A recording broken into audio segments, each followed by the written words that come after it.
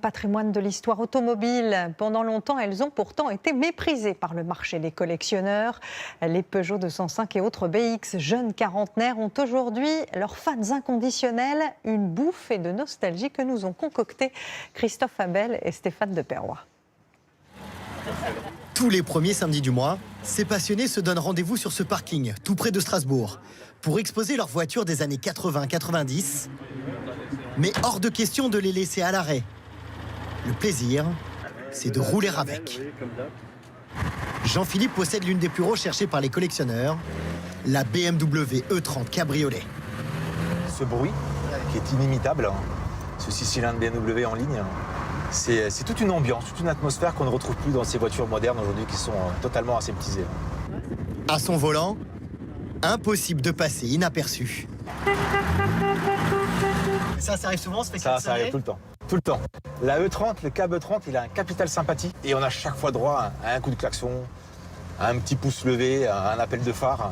C'est systématique. Pour les collectionneurs, ces voitures évoquent un souvenir d'enfance. Heureusement, j'avais gardé mon arme, ma nouvelle 205 GTI. Une musique, un film, ou dans ce cas, une publicité. Une a particulièrement marqué cette époque, celle de la Peugeot 205 GTI, façon James Bond, avec l'agent 007 au volant. J'ai failli attendre. Par ces routes glissantes, il convient d'être prudent.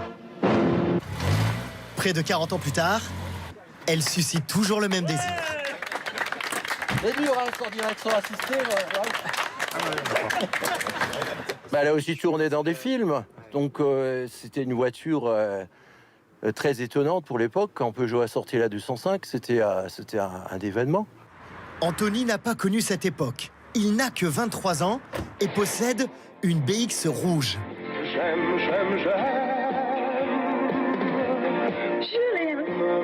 Autant dire qu'il n'était pas né lorsque Julien Clerc en faisait la promotion dans les années 80. Les spécificités de la BX, c'est ses commodos main vraiment très années 80. J'adore la BX parce que son côté décalé est vraiment kitsch. Mon père m'a fait baigner dans l'automobile et il m'a emmené dans tous les musées quand j'étais gamin, plus tous les rassemblements, etc. Cette passion naissante n'a pas échappé à ses deux amis d'enfance. Les premières générations de Twingo, elles étaient bien colorées. Ouais. Il y a 12 ans, ils lancent leur magazine uniquement consacré aux Youngtimers, littéralement les jeunes voitures de collection.